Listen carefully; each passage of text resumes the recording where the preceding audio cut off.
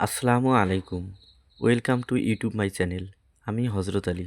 আজ আমি আলোচনা করব নবম ও দশম শ্রেণীর গণিতের খুবই গুরুত্বপূর্ণ বিষয় পরিসংখ্যানের বহুনির্বাচনী প্রশ্ন নিয়ে। প্রশ্নে দেওয়া আছে প্রদত্ত সারণী থেকে নিচের প্রশ্নগুলোর উত্তর দাও। 1 নম্বর প্রশ্নে বলা আছে মধ্যক শ্রেণীর ক্রমযুক্ত গণসংখ্যা কত?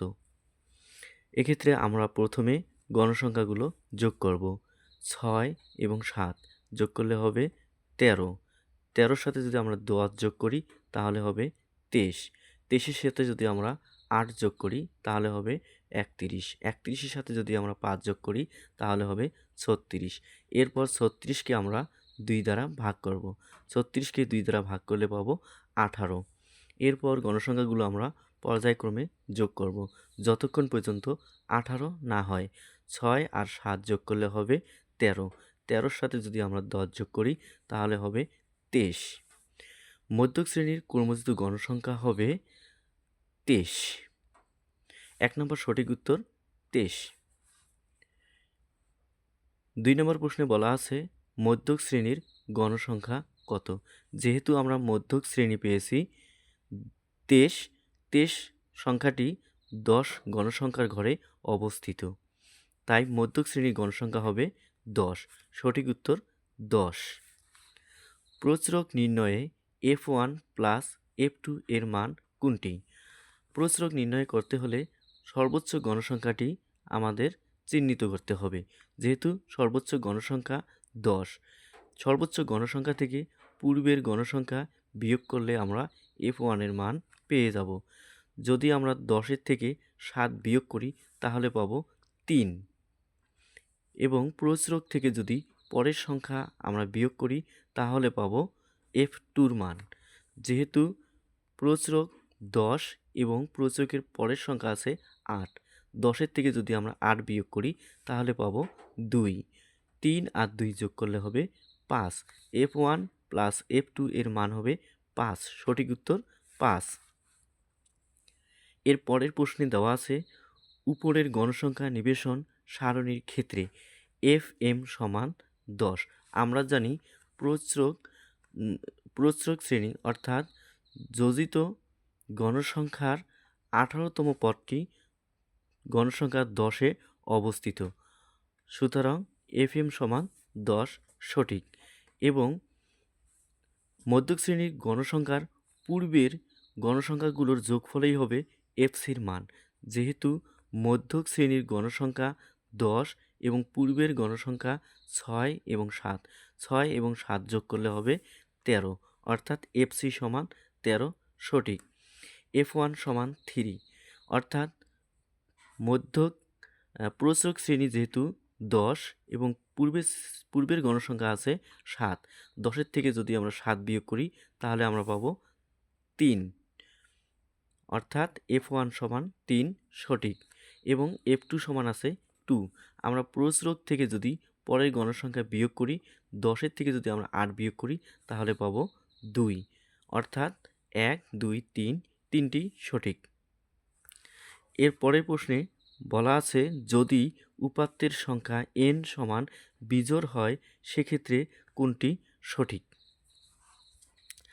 আমরা জানি যেহেতু গণসংখ্যা পূর্ণ সংখ্যায় প্রকাশ করা হয়, n এর মান যদি বিজোড় হয় আর n কে যদি আমরা 2 দ্বারা ভাগ করি তাহলে ভগ্নাংশ হয়। এক্ষেত্রে গণসংখ্যার সাথে যদি আমরা 1 যোগ করি তাহলে সংখ্যাটি জোড় হয় এবং জোড় সংখ্যাকে যদি 2 দ্বারা ভাগ করি তাহলে পূর্ণ সংখ্যা হয়। অর্থাৎ যদি উপাত্তের সংখ্যা n সমান বিজোড় হয় সেক্ষেত্রে সঠিক হবে n প্লাস 1 ভাগ 2তম পদ।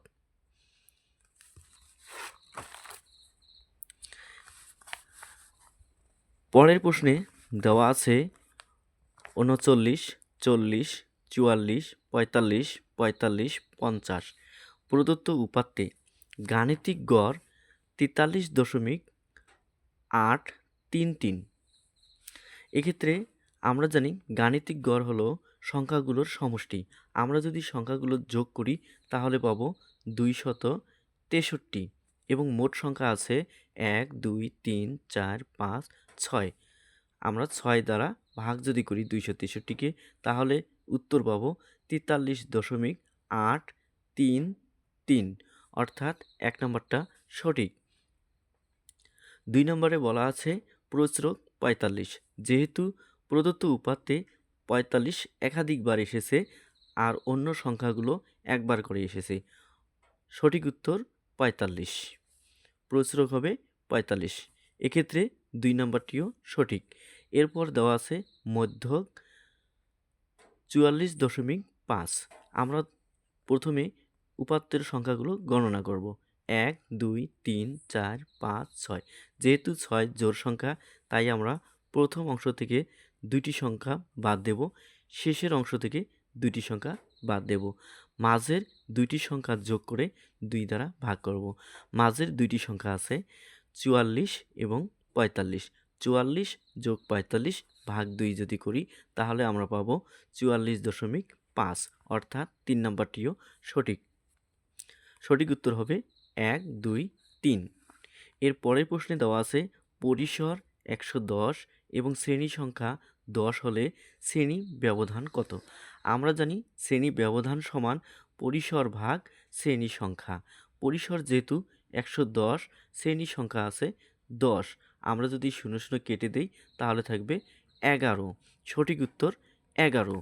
এর পরের প্রশ্নে দেওয়া আছে 1, 1, 0, 6, 7, 8, 2, 3, 4 এর মধ্যক কত? আমরা সংখ্যাগুলো পর্যায়ক্রমে সাজিয়ে লিখব। 0, 1, 1, 2, 3, 5, 6, 7, 8। এরপর আমরা সংখ্যাগুলো গণনা করব। 1, 2, 3, 4, 5, 6, 7, 8, 9। 9 সংখ্যা যেহেতু বিজোড়, তাই আমরা প্রথম অংশ থেকে 4টি সংখ্যা বাদ দেব এবং শেষের অংশ থেকে 4টি সংখ্যা বাদ দেব। মাঝের সংখ্যাটি হবে মধ্যক, যেহেতু মাঝের সংখ্যাটি 3, সঠিক উত্তর হবে 3। এর পরের প্রশ্নে দেওয়া আছে 4 থেকে 16 পর্যন্ত জোড় সংখ্যাগুলোর মধ্যক কত? আমরা 4 থেকে 16 পর্যন্ত জোড় সংখ্যাগুলো লিখব। 4, 6, 8, 10, 12, 14, 16। এরপর সংখ্যাগুলো গণনা করব। 1, 2, 3, 4, 5, 6, 7। যেহেতু বিজোড় সংখ্যা, সেক্ষেত্রে আমরা প্রথম অংশ থেকে 3টি সংখ্যা বাদ দেব, শেষের অংশ থেকে 3টি সংখ্যা বাদ দেব। মাঝের সংখ্যাটি হবে মধ্যক। মাঝের সংখ্যাটি যেহেতু 10, তাহলে সঠিক উত্তর হবে 10, মধ্যক হবে 10। এর পরের প্রশ্নে বলা আছে 1 থেকে 50 পর্যন্ত জোড় সংখ্যাগুলোর গড় কত?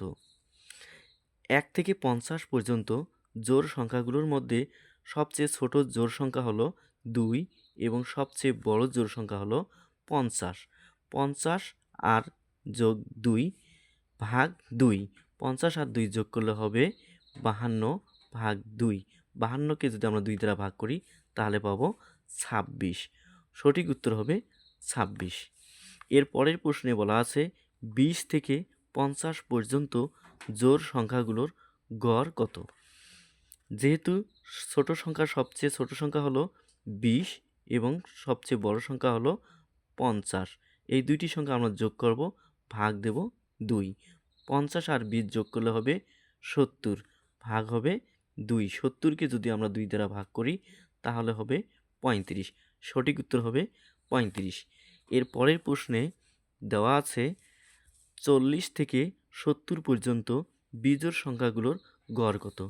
40 থেকে 70 পর্যন্ত বিজোড় সংখ্যাগুলোর গড় নির্ণয় করতে হলে 40-এর থেকে বড় বিজোড় সংখ্যা হলো 41 এবং 70-এর ছোট বিজোড় সংখ্যা হলো 69। 41 যোগ 69 ভাগ 2, এই দুইটি সংখ্যা যদি আমরা যোগ করি তাহলে পাবো 9 আর 1-এ 10-এ 0, হাতের হলো 1, 6 আর 4-এ 10, আর 1-এ হবে 11, ভাগ হলো 2। 110কে যদি আমরা 2 দ্বারা ভাগ করি তাহলে আমরা পাবো 55, যেহেতু অপশনে 55 আছে, 55টি হবে সঠিক উত্তর। ইহাই ছিল আমার আলোচনার মূল বিষয় এবং এটি আমার পরিসংখ্যান অধ্যায়ের সর্বশেষ ভিডিও। আপনাদের যদি আমার ভিডিওগুলো ভালো লেগে থাকে তাহলে অবশ্যই সাবস্ক্রাইব করবেন এবং পাশে থাকা বেল আইকনটি বাজিয়ে দিবেন। পরবর্তী ভিডিওতে আমি আলোচনা করব নবম ও দশম শ্রেণীর জ্যামিতি নিয়ে। সবশেষে সবার সুস্বাস্থ্য ও দীর্ঘায়ু কামনা করে বিদায় নিচ্ছি। আল্লাহ হাফেজ।